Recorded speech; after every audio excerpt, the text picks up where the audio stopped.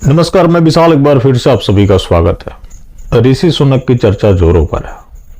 भारतवर्ष में जश्न भी मनाया जा रहा है, उनकी उपलब्धि को भी भारत के एक राजनेता से जोड़ा जा रहा है। उन्होंने एक इंपॉर्टेंट ट्वीट किया है कि मैं अपने देश को यूनाइट रखूंगा, शब्दों से नहीं, काम करके, और आपके लिए मैं दिन रात काम करूंगा। तो भारतवर्ष में क्या है कि जुमला और फोटोबाजी दो ही राजनीति का मूल बन गया है। अब क्या है कि भारत में चीते अभी मंगाए जाते हैं, उसको भी हिंदुओं से जोड़ दिया जाता है। और यहां पे जो भजन कीर्तन मंडली, पता नहीं बोलना चाहिए नहीं बोलना चाहिए, एक्चुअल में तो भजन कीर्तन भगवान का होता है, लेकिन भारतवर्ष में नेताओं का होता है। तो ये जो उन्होंने वर्ड और एक्शन की बात कही है, ये भारत के नेताओं पर सटीक बैठता है, क्योंकि यहां एक्शन देखें तो जीरो, सिर्फ जुमलों और फोटो के आधार पर नेता तय किए जाते हैं। अब क्या है कि उनको लेकर भारत में राजनीति भी जोरों पर है। पहले उनके हिंदू प्रेम को लेकर निशाना बनाया जाता रहा, अब बन गए तो बहुत लोग ये बता रहे हैं कि उनके नाम से भारत में क्या प्रभाव पड़ने वाला। ये बिल्कुल सही बात है कि भारत में कोई भी प्रभाव नहीं पड़ने वाला। वो ब्रिटेन के पीएम है, ब्रिटेन के लिए काम करेंगे।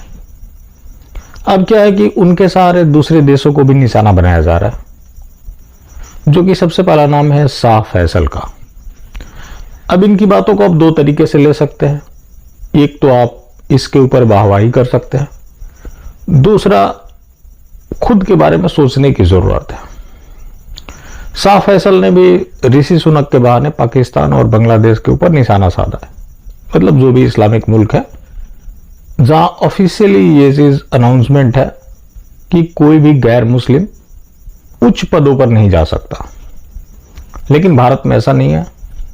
शाह फैसल ने कई ट्वीट्स किए और इस्लामिक देशों को आईना दिखाया कि यह भारत में ही संभव है कि कश्मीर का एक मुस्लिम युवा आईएएस टॉप कर सकता है, सरकार के खिलाफ भी जा सकता है, उच्च पदों पर भी जा सकता है। सरकार ने उसे बचाया भी और अपनाया भी। अब इस चीज को लेकर आप देखें तो 10 से ज्यादा हिंदू आईएएसओ ने रिजाइन दिया, सबके रेजिग्नेशन एक्सेप्ट हो गया। यहां तक कि रायपुर के कलेक्टर थे ओपी चौधरी, जिन्होंने रिजाइन करके भारतीय जनता पार्टी के टिकट पर चुनाव लड़ा। बाद में उन्होंने वापसी भी करनी चाहिए, तो उनकी वापसी नहीं हुई। रही बात इस शाह फैसल की, तो इंटॉलरेंस का हवाला देकर रिजाइन किया था। तथाकथित 370 हटने के बाद इस मामले को ये यूएन लेकर जाना चाहता था, जिसे एयरपोर्ट पे गिरफ्तार कर लिया गया, जेल में भी रहा। जम्मू कश्मीर पीपल मूवमेंट करके एक पॉलिटिकल पार्टी बनाई, जिसे सैला रशीद भी जुड़ी हुई थी। बाद में जब बात नहीं बनी तो शाह फैसल ने फिर से ज्वाइन करने की सोची और सरकार ने वेलकम किया। उस समय उसकी फिर से रिक्रूटमेंट किस डिपार्टमेंट में हुई? एनएससीएस, नेशनल सिक्योरिटी काउंसिल सेक्रेटेरिएट, इतने महत्वपूर्ण पद पे। उसके बाद फिर से प्रमोशन दिया गया और प्रमोट करके संस्कृति मंत्रालय में उप सचिव बनाया गया। शाह फैसल ने मौलाना आजाद से लेकर मनमोहन सिंह, जाकिर हुसैन और द्रौपदी मुर्मू तक का भी हवाला दिया कि भारत का संविधान किसी के साथ भेदभाव नहीं करता, कोई भी शीर्ष पदों तक पहुंच सकता है। लेकिन बाकी इस्लामिक देशों में यह नहीं होता। मैं 130 करोड़ लोगों के साथ कंधे से कंधे मिलाकर चला, लाड़ प्यार मिला, अपनापन मिला, सम्मान मिला। यही भारत है। क्या अन्य देशों में ऐसा हो सकता है? और भारत में जो मुस्लिम हैं उनको इतना अधिकार मिला हुआ है जिसके बारे में मुस्लिम देशों में कल्पना भी नहीं की जा सकती। अब यहां आप इसको लेकर वाहवाही भी लूट सकते हैं कि इतनी बड़ी बात बोल दी, लेकिन सोचनीय भी है, क्योंकि इसने जिन देशों को आईना दिखाया है उससे उनको कोई फर्क नहीं पड़ता। जो आपके लिए सही है वो इनके लिए गलत है, जो आपके लिए गलत है वो इनके लिए सही है। अब शाह फैसल जो आज इतना बोल रहे हैं, शाह फैसल को वो छूट मिली जो यहां किसी भी बहुसंख्यक को नहीं मिल सकती। तो शाह फैसल ने ऐसी बात कही। अब भारतवर्ष में जो इनको फ्रीडम मिला है वो फ्रीडम क्या है? अभी हाल में कुशीनगर का वीडियो आया था सामने, जिसमें ट्रेन में नमाज पढ़ रहे थे। हर फ्राइडे को रास्ते घेर लिए जाते हैं। सुबह सुबह आप आसमानी धुन सुनते हैं। तो ये भारतवर्ष में ही संभव है। यहां तक कि यहां पे जो कब्रिस्तान है पक्के की बनाई जाती है, लेकिन यही इस्लामिक देशों में नहीं होता। इस्लामिक देशों में उन पर्वों के लिए भी छुट्टी नहीं होती जो कि भारत में हर इस्लामिक त्योहार के दिन छुट्टी होती है। तो ये भारत को लेकर जो उसने बात कही है, एक चीज तो है कि भारत अनऑफिशियल इस्लामिक देश बन चुका है, और आज बेशक ऑफिशियली किसी चीज का अनाउंसमेंट ना हो रहा हो, लेकिन जो भारतवर्ष में हो रहा है, जिस तरह की मजहबी गतिविधि चल रही है, इस्लामिक देशों में वाकई नहीं चलती। और शाह फैसल का ये स्टेटमेंट बताने के लिए काफी है कि भारत का इस्लामाइजेशन काफी तेजी से हो रहा है।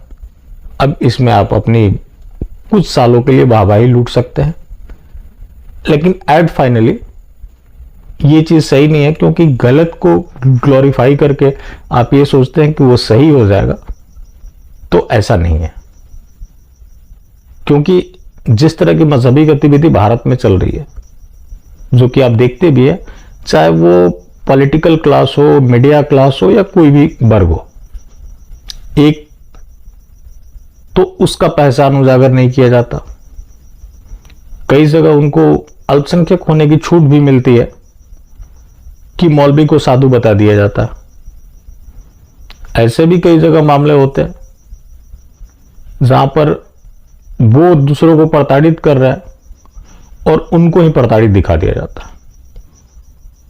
कई ऐसे हिंदुवादी संगठन है जो काम उनके लिए कर रहे हैं, किस लिए?